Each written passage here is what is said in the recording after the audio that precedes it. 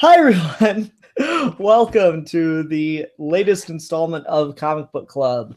This month we'll be discussing Fables Volume 1, Legends of Exile. You voted on it and only two of you showed up. So say hello to Dr. Holocron. What's up? And Robert Emmett. I'll huff and I'll puff and I'll read this comic over and over again because I love it. Oh, that's good. I'm glad you liked it. Actually, can I redo my opening line? Sure. What a small group we have. All the fairy tale jokes. I'm sure no one in the history of reviewing or discussing Fables has ever thought to be clever enough to make a fairy tale joke. No, but so for those that don't know, just because I only do the show monthly and I get new subscribers, Comic Book Club is a monthly series where we pick a book and we discuss it live, and we say hello to Haley, who walks through the background. It is a series where we pick a book and we discuss it live, and anyone that has a copy of it and has a microphone and headphones and a webcam preferably can join in the conversation. So this is a book club for comic books, and this week we're discussing Fables by popular demand, though not by popular presence. So that'll be fun. We'll get into it. Now I'll just start by saying I've never read this before. This is my first time reading anything Fables. My wife Haley collects the hardcovers. She really likes the hardcovers of this, and so I just was like looking for stuff that wasn't by Marvel or DC, and Fables jumped up. And technically, Fables is still kind of by DC because it's a Vertigo imprint, but I just wanted to avoid, DC and Marvel proper. So, but it's so. I was gonna say it's so different from anything I've ever read from DC, but that's not true because I was getting a bit of a John Constantine vibe from Bigby, but it is so its own thing, and it's its own sort of unique vision that you can get away with, even though DC are like the parent company. You can get away with saying it's totally separate. Mm-hmm. And I mean that's kind of the whole mission statement behind Vertigo in the first place. The other thing I had was God of War as an option, and that was initially a Wildstorm print, and Wildstorm is another imprint that got absorbed into DC back when Jim Lee signed on. So it's a little messy, but just generally I wanted to do big two and then like smaller companies. So here we go with Excuse me for just 1 second. Oh, sure thing. So I gotta say I quite enjoyed this. I got a cool vibe out of it. It was pretty neat. I love like when you just take something that's supposed to be sweet and innocent and just fuck it. Just straight fuck it up. So like you got Prince Charming, who's a man whore, and you've got the fairy tale creatures running around and dealing with just real world issues like how do you keep a marriage together, stuff like that. So I found all of that really enjoyable and pretty good. But what do you guys think? First thought, I want to get this as a tattoo. Oh wow. Second, Snow White is a boss ass bitch. She is such a badass in this, man. I love this a lot. I loved the characters. They all felt really alive to me. I'm a kid. I grew up on Disney. This is just to see this this very recognizable but entirely reinvented take on these characters in such a mature way, but not in a way that's like, not in a mature way is like edgy and gritty and like realistically artificially mature like take. It was just really interesting and really fascinating, and just the characters and the world building for this were just so perfect that I couldn't help but fall in love with it. Mm-hmm. What about you, Dr. Halcrown? I think the world itself was definitely my favorite part of this. I really liked the story, and I really liked the characters we have here. I thought the mystery was genuinely clever in a way because it kind of plays with you have that whole like almost like 2-page spread that's just showing you the crime scene. and you see like all the stuff everywhere, and like you have like a bunch of panels dedicated to Big B just checking everything. And at first, usually when that happens in the comic, I'll tend to just like kind of skim through it. I mean, I'll still admire the artwork, but I'm just like, okay, he's checking this, he's checking that, and I just won't think about it. But then later, it turns out that if you actually paid attention, you notice that some of that stuff wasn't actually as broken as you thought. Spoilers, by the way, for this. But yeah, and when it turns out that the whole crime actually never happened, and it was all just staged so that Rose Red could get out of a debt she owed. I thought that was a really clever way of like both giving you the answer, but also not giving you the answer in a way. Yeah, I really like that too. The mystery aspect of this, I found the most enjoyable. Just because I don't know, I've always liked like detective stories and stuff. I grew up watching like Monk and Psych and a bunch of those other detective murder mystery shows. So that was definitely the coolest part. I will say my biggest complaint about this, because you guys are praising the world building so much, I quite like the world, but I feel a lot of the exposition on how you get information about the world is pretty clunky at best. Like these characters know why they're in exile, why they are where they are, all that stuff. Yet they feel the need to explain it to each other quite a lot, and I found that a little clunky. And there are times where they do that, but they try to like play it off as a joke almost. Like there's times where like I think there's a point where Big B refers to Rose Red to Snow White as her sister, and she's like, I don't need you to remind me she's my sister, Big B.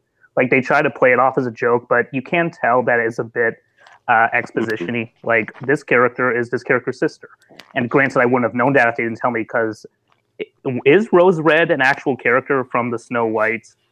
Yes. Stories? Oh, she is. Yes, okay. yes. The original story was Snow White and Rose Red. I've never read it, but I do know that originally there was a sister. Okay. Yeah. It's just she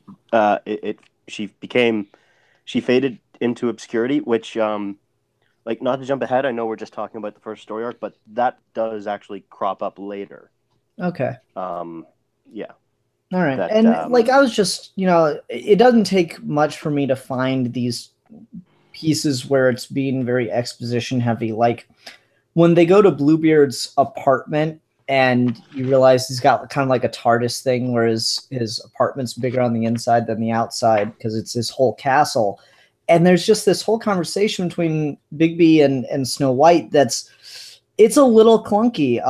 Oh, I get it. Now he's got himself another one of those magical big spaces within a smaller space like your office. How did you pull this off? He was one of the fortunate few to get out of the homelands with his riches. And his whole bloody castle, too. Rumor has it he ran his own underground railroad and smuggled other fables out of the homelands even after the adversary's armies moved in. But he charged a dear price for his services. So many of our fellow exiles' lost fortunes fell into his hands rather than the adversary. Like that's necessary information. I'll definitely grant you, but it feels weird that Bigby needs this explained to him, especially given that the Fable community is bigger than I would think initially, but still doesn't seem big enough that especially someone working in government wouldn't know these things. Yeah. One thing I will say, this first arc, in this first arc, actually, the Fable community does seem very small. Like maybe they all could potentially just live in the same apartment complex. But yeah, I do get what you're saying. Damn it, Ian! Stop pointing out faults in things I like. I'm gonna start calling you Steve. Oh, I mean, to be fair, this is the very first story arc, so maybe they got better at that as they went along. It is just one person writing this, right? Yeah, it's Bill Willingham. Yeah. Okay, so maybe he just got better at that later on. But without going into any spoilers, just in case you do want to pick up the next ones, I will say that the second story is actually far superior. Okay. I absolutely loved the second story, and reading the second story, I do kind of I picked up on a theme, and I picked up because right. I'll just go ahead and say I love this, and I immediately started reading the second story. In the back of it, I bought all of The Wolf Among Us, which is a prequel video game, and played through that because it was on sale, I'd and I heard figured of why it. I throw them had up. no idea it was connected to this. It's amazing. It's so good. It doesn't, but it is very good in its own right. And I even before I haven't had a chance to read this yet, but this did arrive. I even ordered the second hardcover. Nice, nice. So I've actually really fallen in love with this, but um, I picked up on sort of a reoccurring theme when you get to the end of this. I'll save it till actually we start talking about the ending, but remind me to just talk about the theme that I picked up on if I forget. But yeah, that is actually a major problem now that you mention it with the exposition. It is, yeah, it is a very. This first arc, it is very show don't tell. Sorry, tell don't show kind of thing. Yeah, and I don't know, like maybe it's just me. I like the Star Wars thing of just block of exposition right at the beginning of the thing, and then let the characters just be doing their thing and not have to explain any of the situation. Yeah. You know, like Vader shows up in A New Hope, and she's like, "Vader, is Tarkin the one holding your leash now?" And you just immediately know from that Vader is like this, you know, huge mad dog kind of force within the Empire without having to have that explained to you. Yeah. And so I don't know. I feel like that would have been a more helpful kind of thing to do here.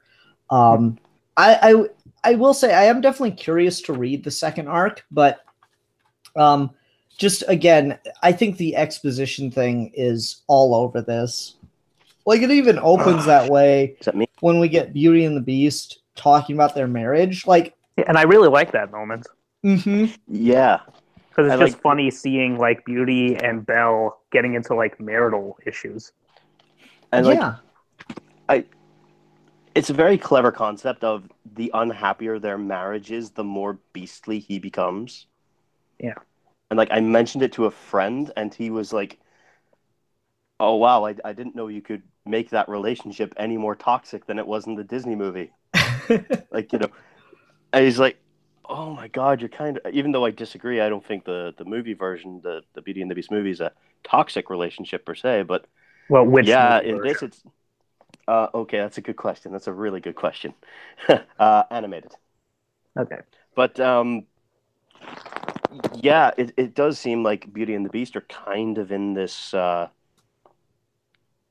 codependent relationship where neither of them are happy. Neither of them seem like they can actually separate, but they do love each other. But there's but it's fascinating. It feels like really human. It feels like something that like it does just feel like a very true to life kind of situation of true love may not necessarily be all you need in a relationship. Yeah, that's kind of always the criticism against a bunch of Disney things, right? Of like, oh, and they lived happily ever after. Well, did they really now?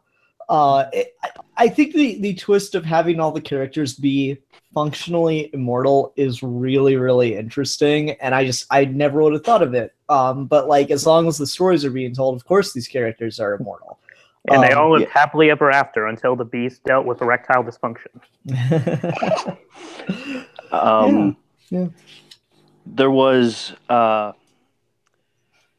this is in the this is something I found out when I was playing the video game, and it was something to do with their lifespans are dependent on how prevalent they are in Mundi culture. Oh, so their immortality is kind of tied to our kind of like that really bad Wrath of the Clash of the Titans remake, where our belief in them is what fuels them, fuels their immortality. Or also like Rise of the Guardians. Yeah. Better example, better movie example. Yeah. We're just talking about like toxic relationships. Can I just say, I think one of the cleverest ideas that they had in this was Prince Charming. Yeah. That he, like all the Prince Charmings from all the stories were just one dude who got around, and he's a total ass. And hopefully didn't carry any sexual diseases. Oh, hopefully not. Can you imagine being functionally immortal but having like a permanent STD? Oh, that's But he also has my favorite line, which is when he scams the waitress into picking up his check for him. Mm-hmm. But she asks him, "And how did you find your steak?" "I simply looked behind the potato and it was there." And I was just like, I am so going to use that. I am stealing that. Yeah, but like, when's the next time someone's gonna ask you, "How did you find?" You know, you're never gonna get that situation. I hate to tell you. Well, like, look, I'm just gonna intentionally go to a really nice restaurant that I can't afford, so someone will ask me. And then you're gonna say that, and they're gonna throw you out without making you pay first. Exactly.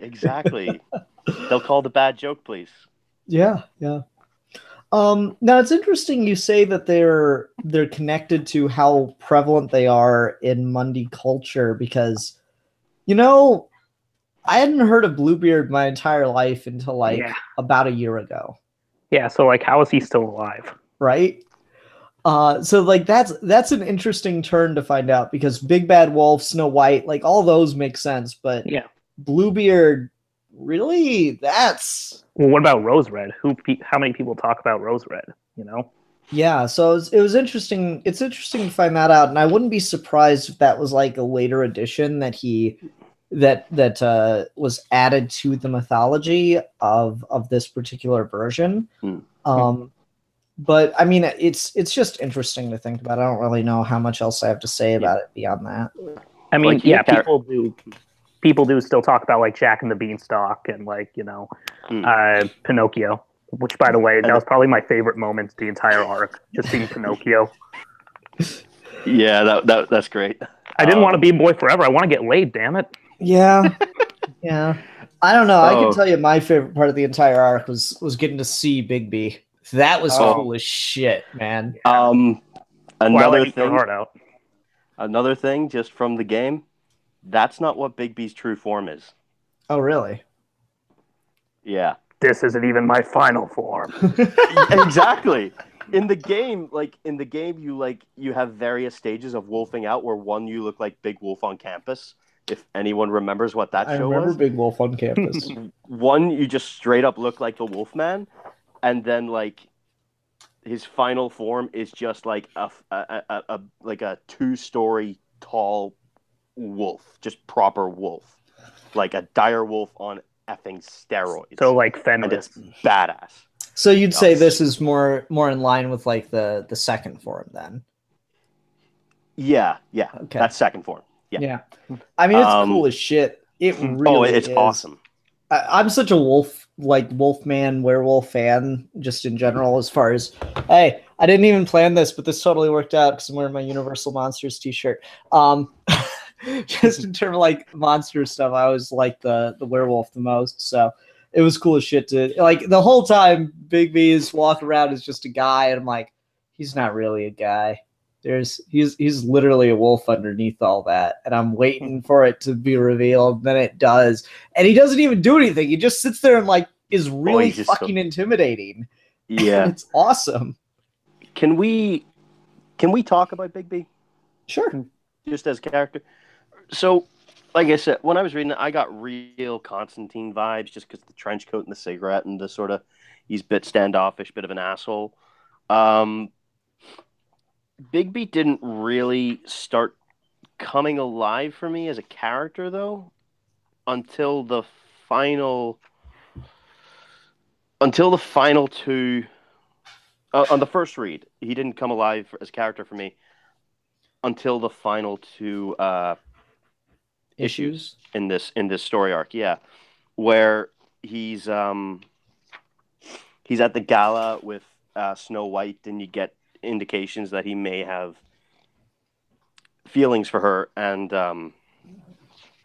when he's just swimming in his boss's pool and he don't give a fuck. Yeah. And he's just kind of like, if he knows, he's not said anything. If he doesn't know, then he doesn't know. Like, and he just, the way he's talking about, oh, my job's really boring. I've been doing this job for hundreds of years. I've got into like one car chase and I've never had to fire a gun. No, I've not even been in a car chase. I don't even know how to drive.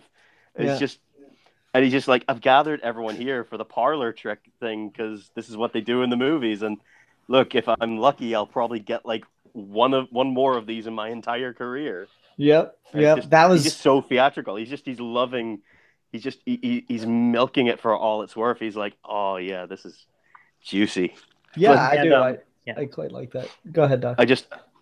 And aside from the little joke we get at the end, I like that he and Snow White are never like really romantic with each other. I like that it's more like just a workplace relationship they have. And I really liked Snow White herself. I thought she was really well characterized. I thought I really liked how like she would like just get annoyed with how Bigby would withhold information from her about whether or not her sister was alive.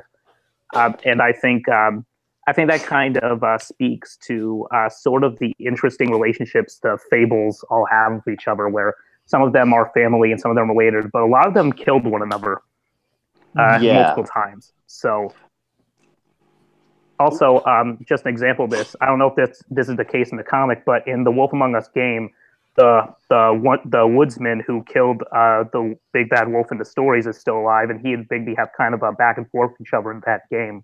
I don't know if that's what they have in this comic, but that's another example of like the Fables just like having to get along with each other.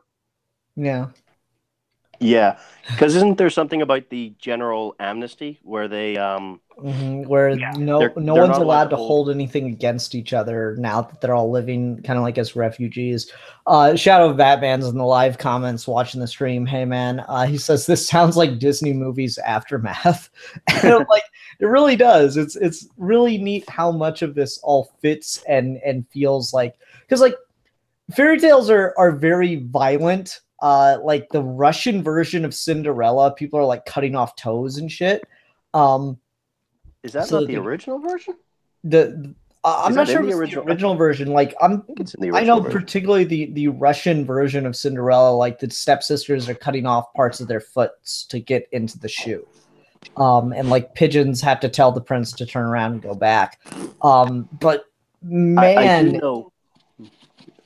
Just see the way all the violence of the fable kind of carries through, and all the backstabbing.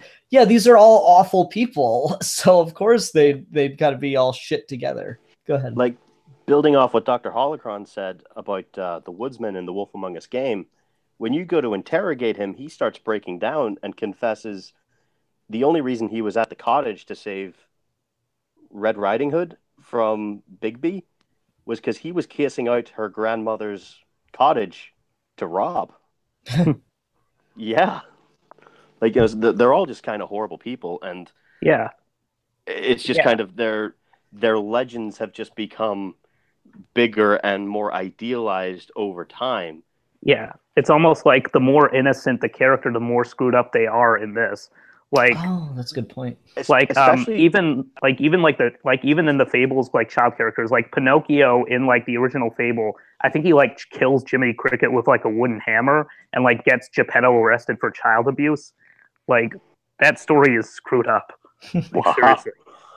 Oh god, I thought the Disney movie was already messed up with the kids turning into donkeys. That gave me nightmares. That was probably one of the most terrifying things. Yeah, and in the story, he got turned into a donkey because they were going to make him into like a coat, I think. Mm-hmm. So, like, yeah, the Fables are screwed up.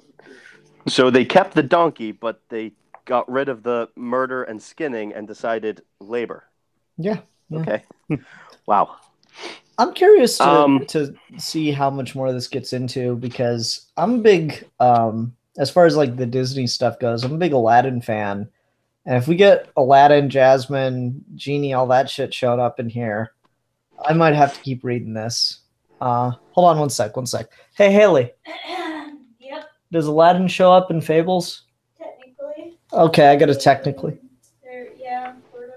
Cool. I'm gonna have to keep reading Fables. So I guess he doesn't want to be where the people are.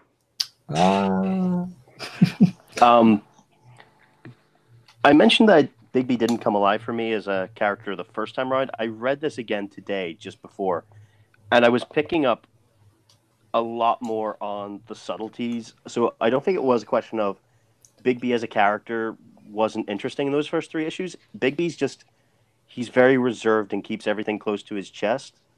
And like, Doc, you were mentioning him withholding information from Snow. I feel like he gives really good reasons for why he's doing that. Yeah. Because she's. But you can also understand. Suspect. You can also understand why Snow is so frustrated. Mm-hmm. You know? Yeah. Because it's her sister. Exactly. Yeah. It's like it's entirely. It's very believable on both sides, and at no point do I see either person as being unreasonable. Yeah. Which is really good in this world of forced drama. This was 2001, right? I don't know when this came out. They mentioned the .com boom. Oh yeah, you're right. Wow, this has been going for a minute. I thought this was like 2009 or something. Like,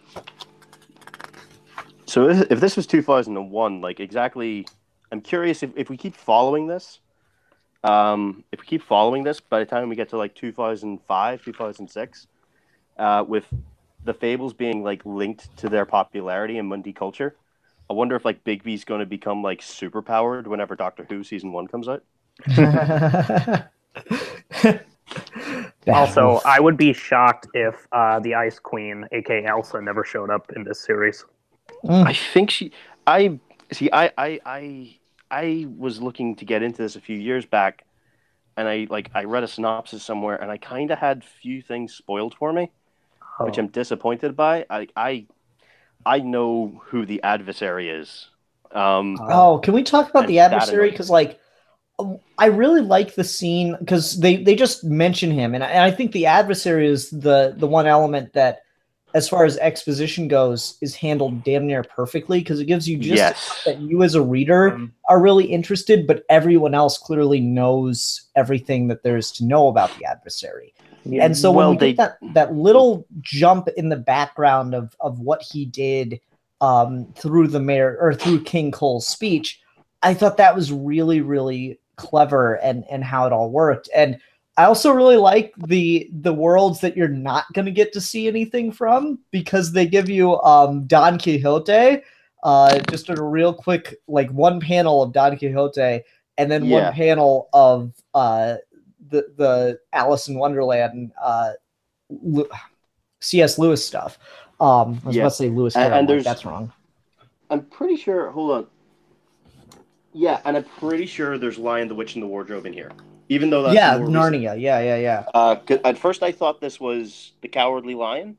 And then, whenever the narration, they were talking about, the Great Lion was all holier than thou. So I don't think they can use the word Aslan, but Aslan is called the Great Lion, and he is, of course, Jesus. Mm-hmm. Yeah. Liam Neeson. Yeah, you're right. That was really cool. It was fun that like they show you the ones you're not going to get to see in here, and I thought that was really, really clever, because you get the lion for Narnia, and then you get a brief glimpse of a flying monkey from Wizard of Oz at one point. Yeah, and then like I'm just wondering, you see orcs here. I'm wondering if like orcs are maybe like Lord of the Rings or something. Well, like interestingly, I found this out the other day. I found this out a while back. Did you know that J.R.R. Tolkien invented orcs? They weren't a thing anywhere before him. He just created them as like another mythical race. Huh. So, you're welcome, all of fantasy writers.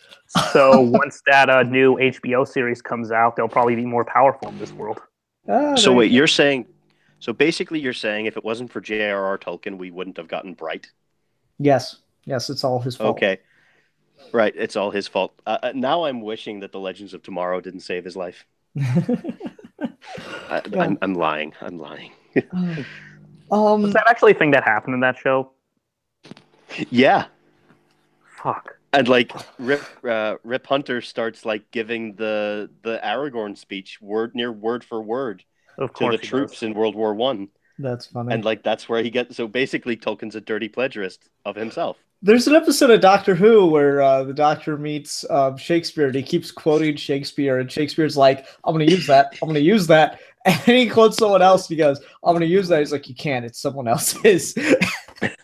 And there's also a bit in Legends where they meet George Lucas. Oh yeah. And they get into a fight with some villains in front of him, and they scare George Lucas out of film school. So Star Wars never happens. Oh no! Oh no! And because he never makes movies, 2 members of their team never get their superpowers. Wow, that's because Ray Palmer only becomes a scientist because of Star Wars, and Steele only becomes a historian because of Raiders. Interesting. All right. Anyway, that's such a cool idea. I wish it wasn't a better show. I know. Anyway, back to Fables. So the second volume of this is called Animal Farm, and we're only reviewing Legends in Exile. But I'm assuming, since you read it, Robert, I'll ask you. I'm assuming Animal Farm is about the farm they mention upstate, where like the more exotic mythical creatures are kept. Yes, but also, yeah, it's about the farm, and it's just very interesting. It's a bit more political. I mean, with a name like Animal Farm, I would certainly hope so. If you call something Animal Farm and you don't make it political, you've missed the point. Like it's without going into spoilers, it's pretty much Animal Farm. Really? Okay. It's pretty much Animal Farm. Huh. It's kind of like the residents of the farm are kind of sick and tired of the city town fables. Mm-hmm. I get you. Also, speaking of Animal Farms, can we please talk about the pig mooching off of Bigby? That is Colin. Amazing. You want some green eggs and ham? You're sick.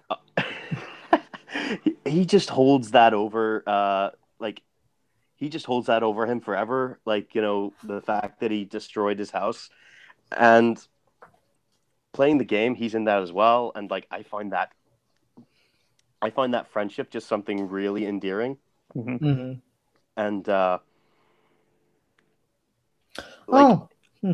And I think it's even better in the game because he literally crashes on Bigby's house and on his couch in that. Yeah. Except the game is better because the game doesn't have a massive plot hole. Because in the game, whenever the pig is smoking, all right, you have to light the cigarette for him. Yeah. How the fuck is that pig lighting a fucking cigarette? It's a Zippo lighter. As if that's the most unrealistic thing in this. Exactly. Yeah. It's a Zippo lighter. You can do that easier with a Zippo.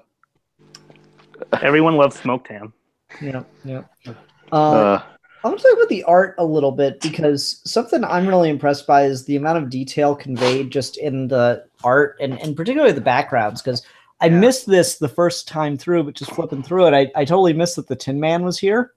Oh my god, I didn't know. Yeah. Yeah, in the flashback. And there's a lot of sneaky stuff like that. Like right at the very beginning when you first see Snow White's office, if you look at like the big tree she's got in the background, you'll see a body just hanging back there. Mm-hmm. If you look right in the back of like the branches and stuff, you can see a body hanging in the background. And that's a reference to Wizard of Oz because there's this rumor that that like someone killed themselves on the set of the Wizard of Oz. So just stuff like that is really clever. That body actually crops up in Animal Farm. Oh, really? Interesting. That's it's well, don't tell me like who it is or anything. Ooh. It's actually a very important plot point in Animal Farm. Okay, cool. And I think that tree is meant to be Yggdrasil. Man, see, I don't know enough about like and you've got Fables and stuff. Mm-hmm.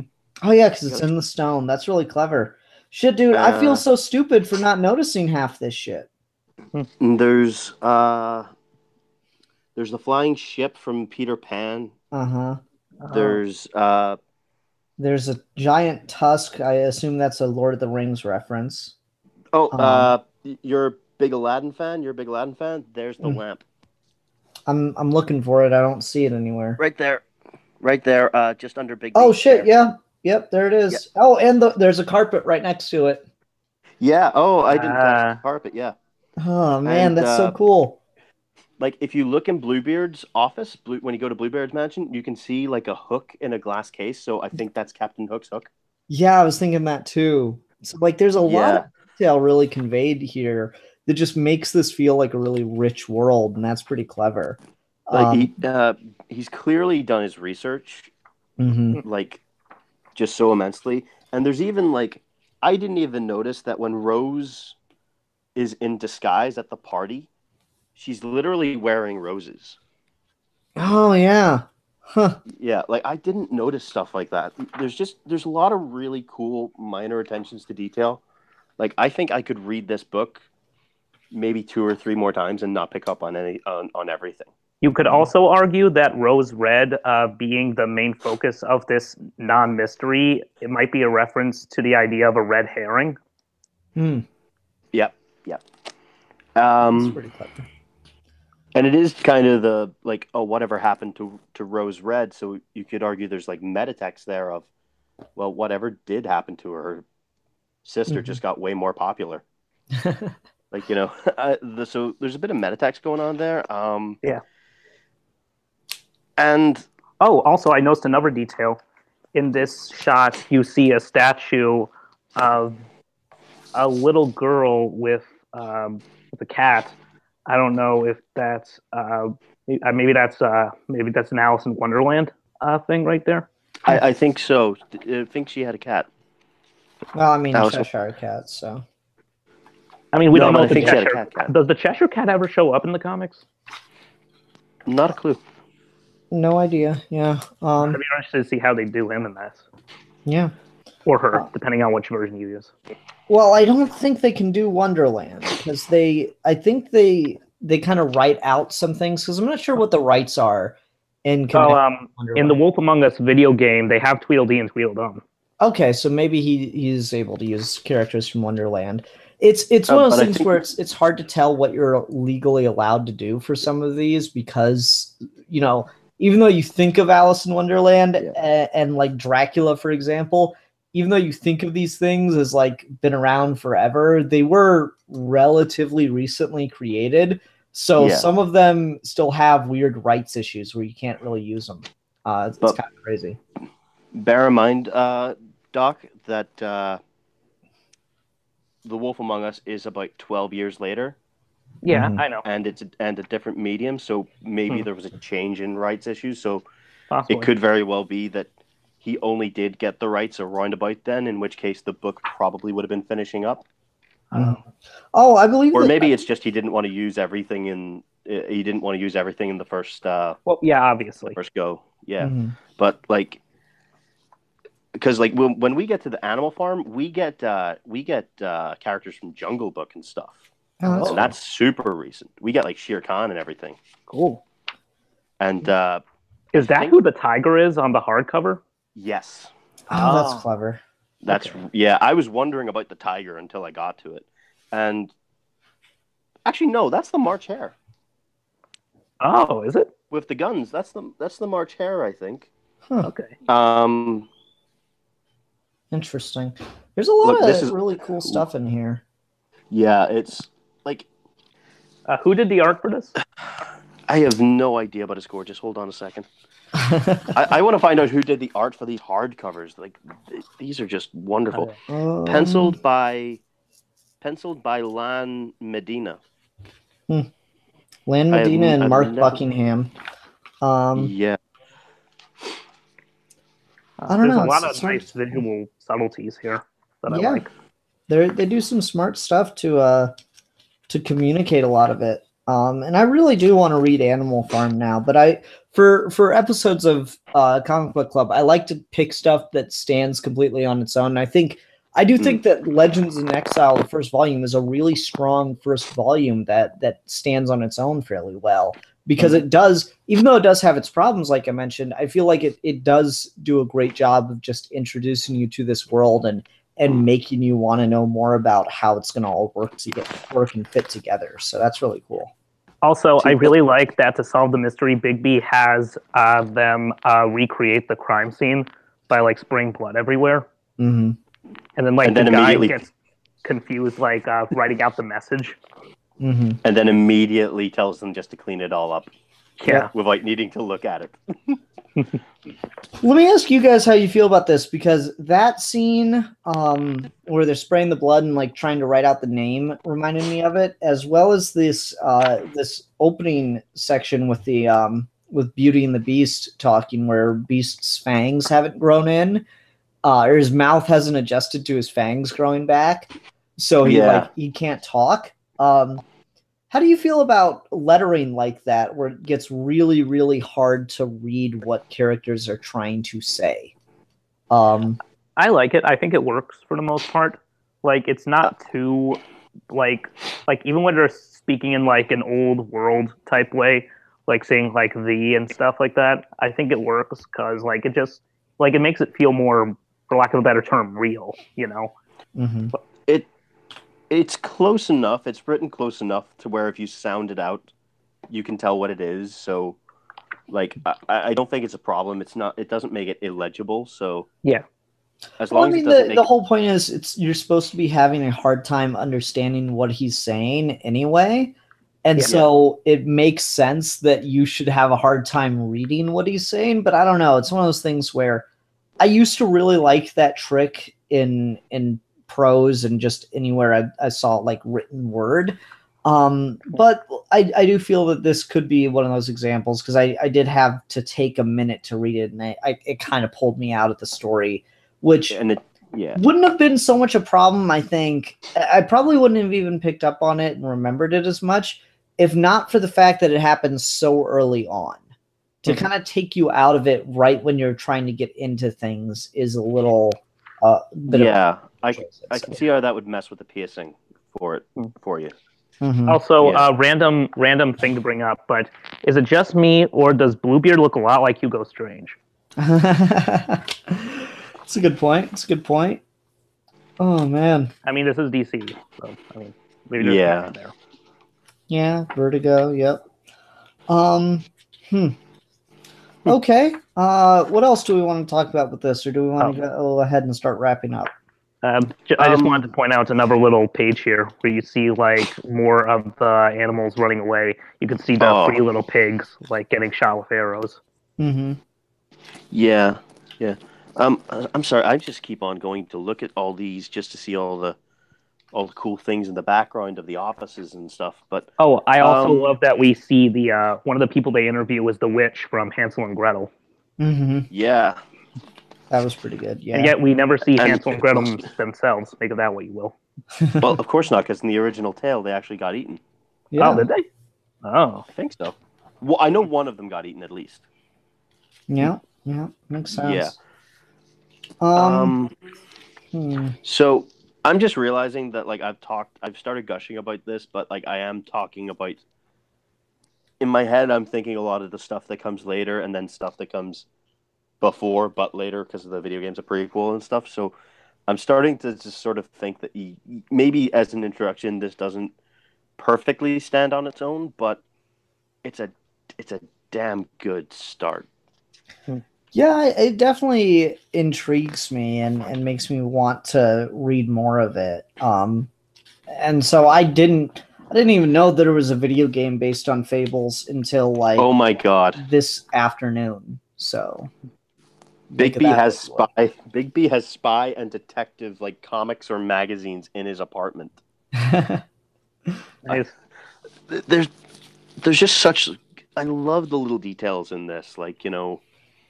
Oh my god, how weird would it be if there was a Fables comic sitting there? How weird would it be if there was a Batman comic sitting there, like a Detective Comics or something? Oh, that'd be cool. There is a kid in a Superman t-shirt. Mm-hmm. Oh.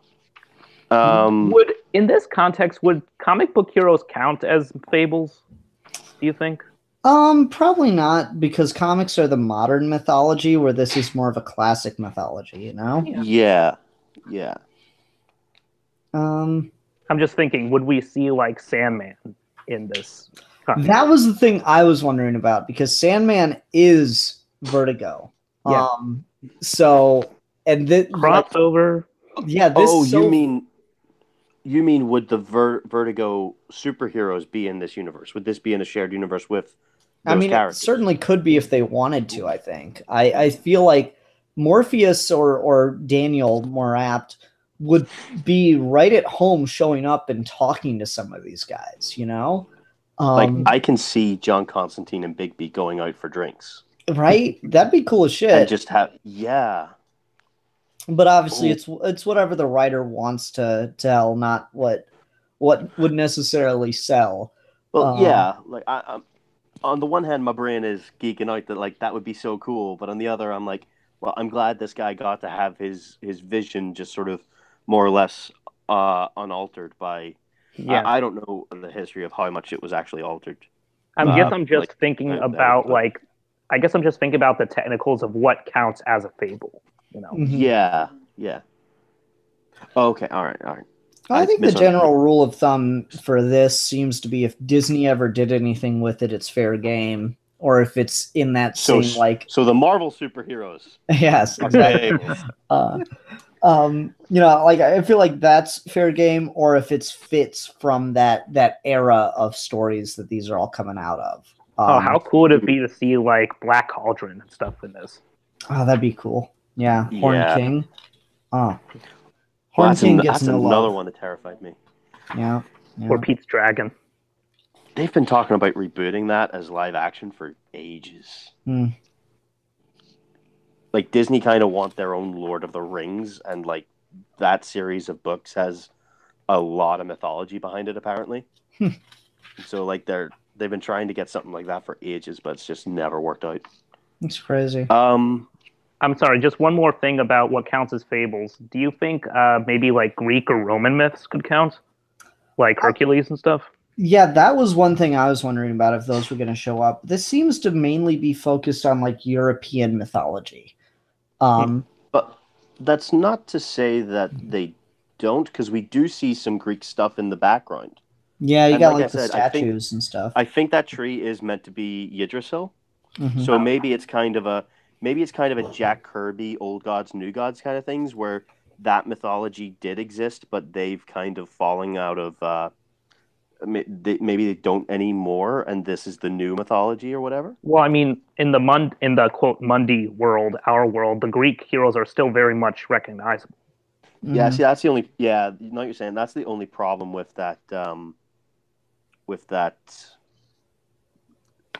theory of mine. Maybe the new God of War game just came out yesterday. Maybe they do exist, but their lands were never like conquered. So like, it seems like because they talk about their homelands and stuff like that. But like, I'm assuming it's maybe like a pocket dimension, or they have like spells that keep Mundis from reaching. Kind of like how they have spells to hide their sort of world underneath the world, whatever. Maybe their homelands just can't be plotted on a map or whatever, so the Mundis can't find it. So I'm assuming that maybe it's the same thing with the Norse and Greek gods, that maybe they do exist in this world, but they're completely separate in the sense that they're off in their own thing, doing their own thing, and they don't really care to interact with world. Or maybe who knows, maybe if we continue reading this and go further on, maybe they'll show up, but it's fascinating that you mentioned. Yeah, I guess I just really want to see Big B fighting like a Hydra or Chimera, I guess. I can see it. It'd be fun. I don't know. I think that always is very tempting when you're kind of getting into a new world, quote unquote, like to think of like, oh wait, does this thing exist? And that makes those moments when that kind of character or whatever will show up really, really cool.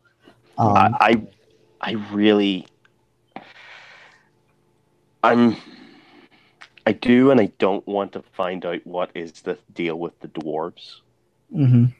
Because the word dwarves just seems to be like a trigger word for snow. Yeah. Mm-hmm. and I'm just like, because like Boy Blue immediately kicks Beauty and the Beast out of the meeting whenever Beauty has a jab at her about the dwarves, and I'm just like, I wonder what that's about. Mm-hmm. I kind of don't want to wonder what that's about. Jesus, I'm surprised we never get a mention of like the Huntsman or anything. Mm-hmm. And I'm sure it'll come up eventually. Maybe. Probably will. I wonder where all.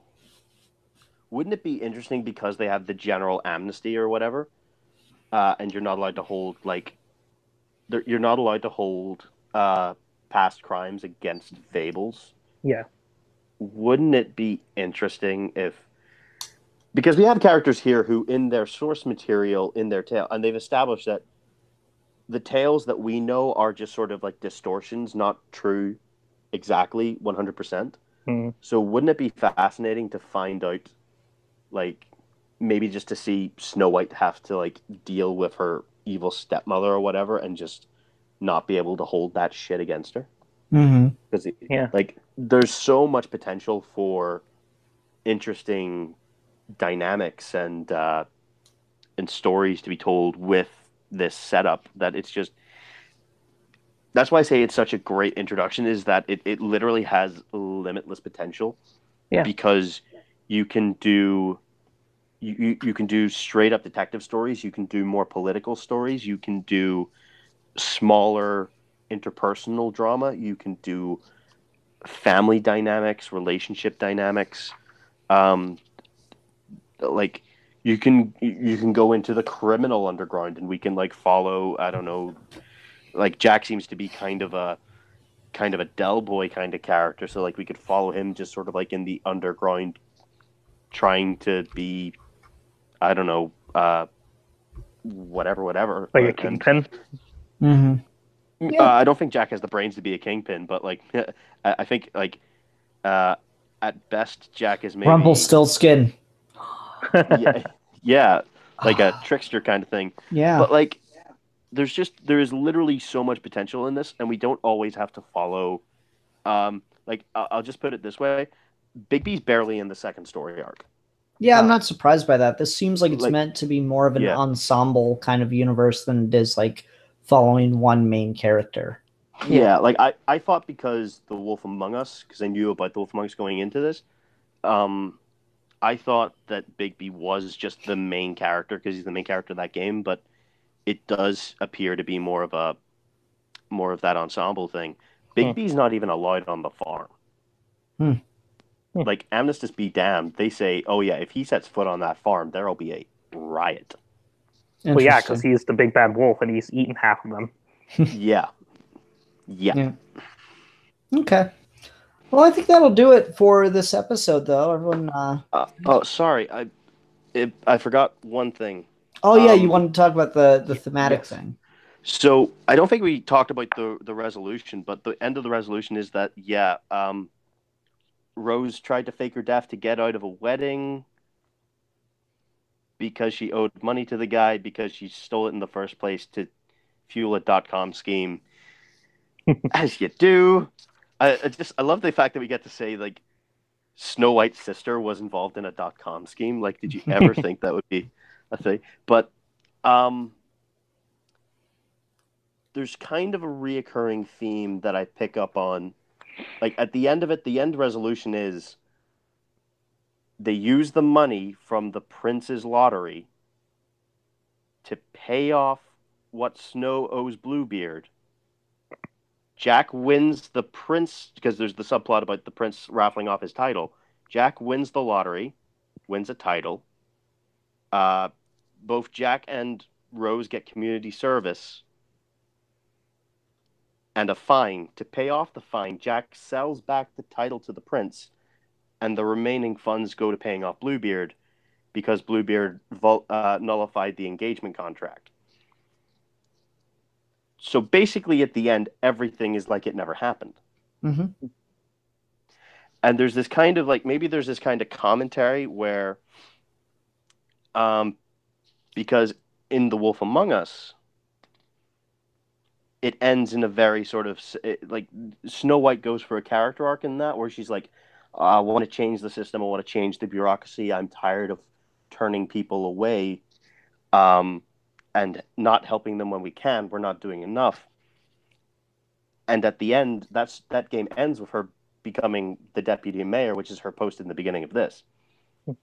And at the end, her last words to you are, "Oh, sorry, Big B, I'm very swamped." And then Bluebeard walks out the door because her whole deal was she was tired of turning away everyday sort of everyday, less well-off Fables in exchange for the sort of more wealthy Fables who could just sort of pay to chew up the time for problems whenever they wanted. And so the game just ends with Snow basically back in the system the way it was before. And this ends in the same fashion. And so there's kind of a reoccurring theme I'm picking up on, that this government isn't so much designed to help its members so much as it is designed to maintain its own status quo as closely as it can. Yeah, I think there's something to that. And that probably has something to do with the nature of the fairy tales that never really change.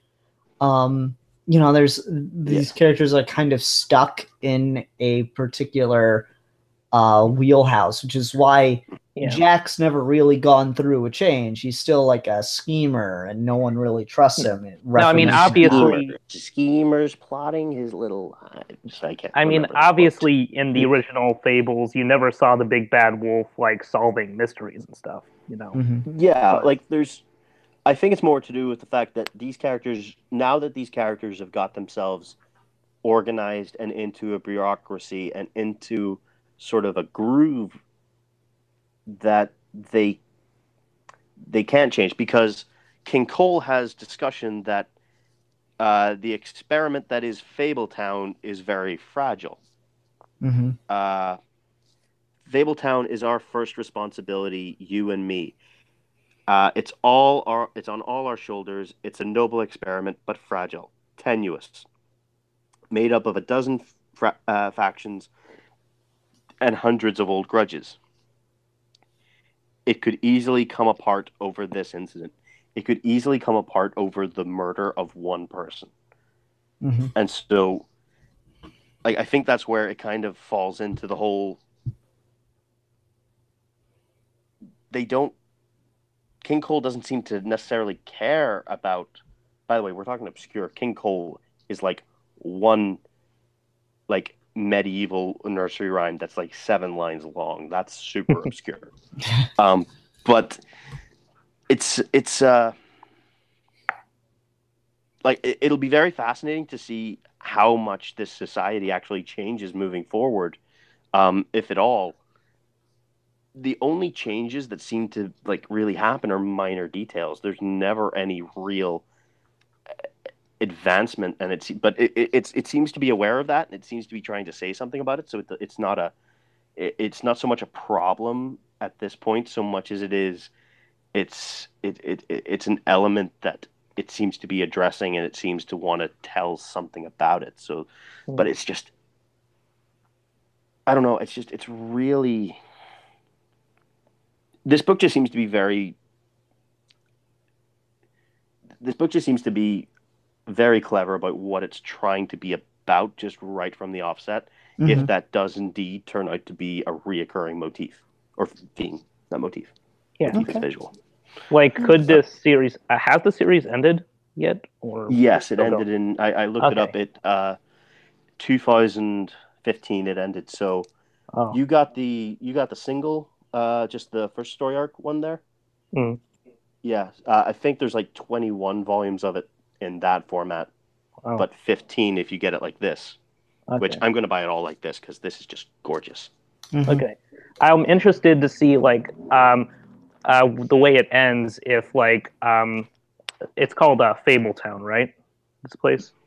Fabletown, yeah. Yeah, Fabletown. I'm interested to see if it's any more different in the final arc of the comic than it was in here. How much it's really changed since then. Yeah. I absolutely can't wait. I've got the second volume. I'm probably going to pick it up immediately after we finish up here. and I've already looked into ordering the other 15 volumes. My comic book guy has got volumes 3 to 13 bookmarked, ready to order for me whenever I ask. Nice. I'm glad I could make you spend more money. Oh yeah, thank you. Well, like, to be fair, they're not ordered, so like if it drops off and gets bad, I'll probably stop. So I don't have to. It's just saying I can if I want to. There you go. All right. Well, I think that'll do it then. Guys, thanks for doing this.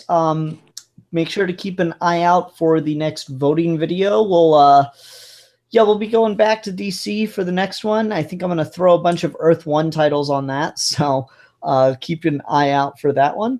There's a good chance I won't have to spend money next week. All right, everyone. Thanks very much for watching, though. Thanks for participating. Thanks. Bye.